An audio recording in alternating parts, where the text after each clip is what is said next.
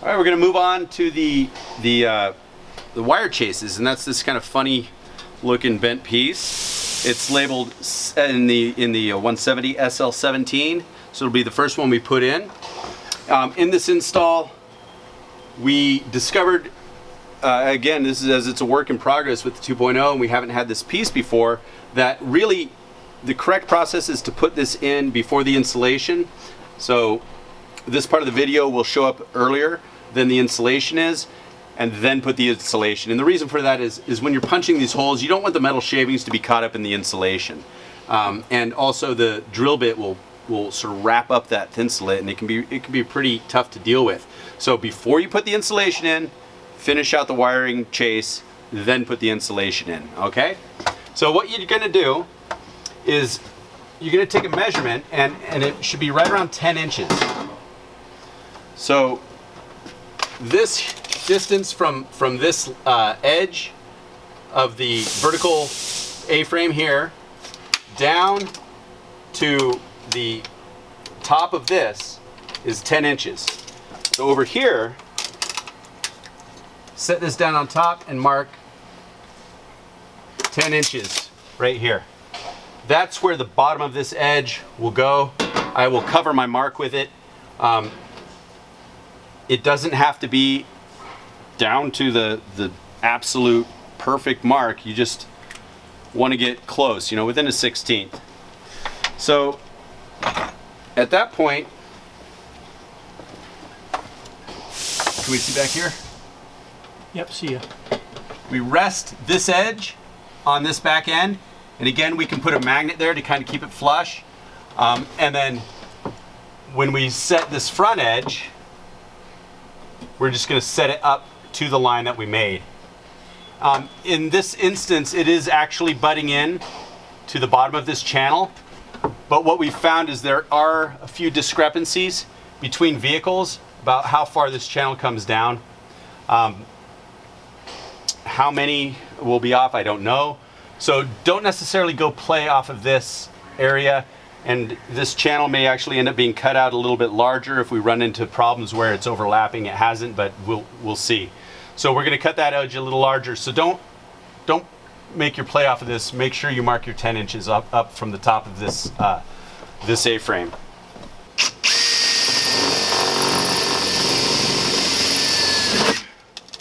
Nope. There you go. I'll take this.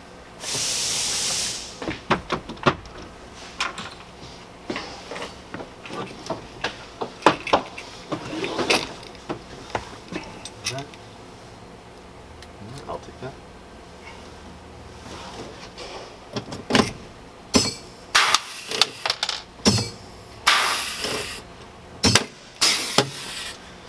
Okay, we'll set one in one end, one back here, and then you can go ahead and punch all the rest of them.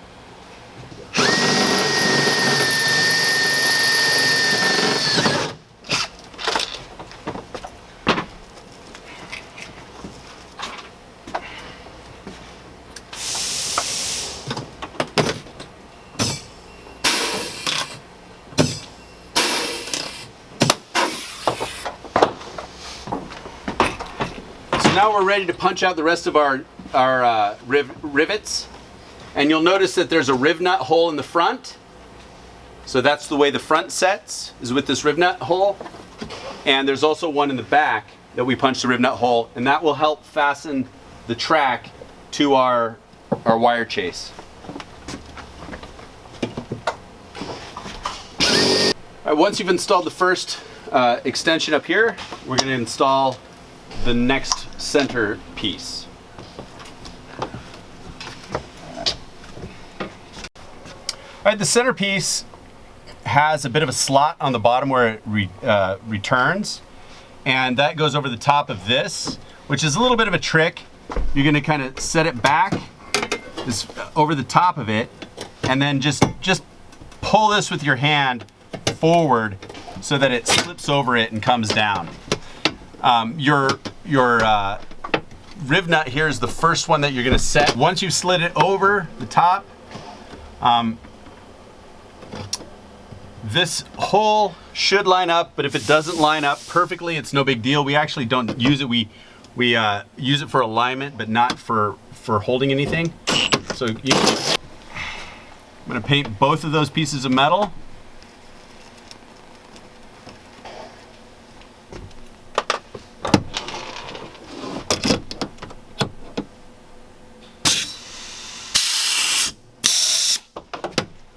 Okay, so now that this is set, we can go ahead and set our rivets.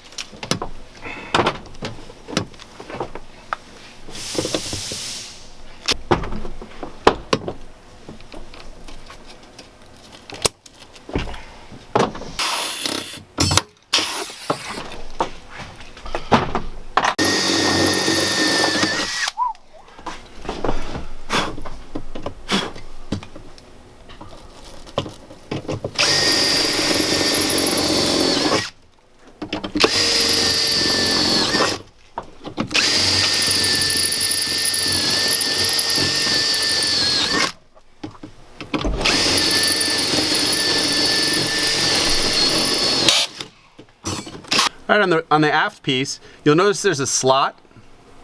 And again, it's that to take up compensation if there's a little bit of play in where this vertical bracer is according to the vehicle.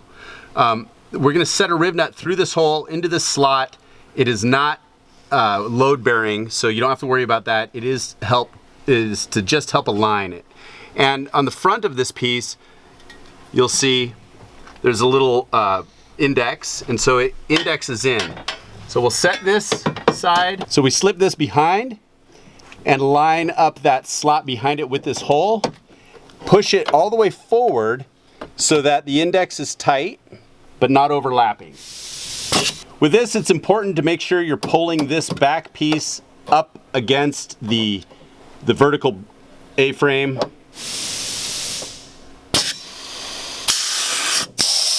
So you can capture both of them. With the front indexed, we'll go ahead and set our rivets.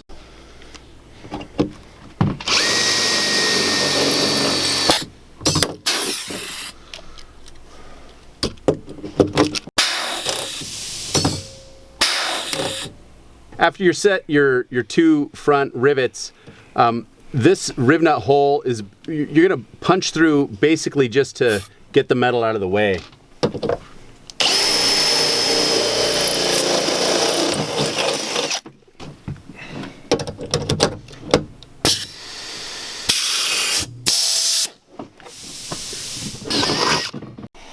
You'll notice it's coming away from the van a little bit because this is actually where the van pulls in. So just make sure that you're getting metal against metal when you set that rivet.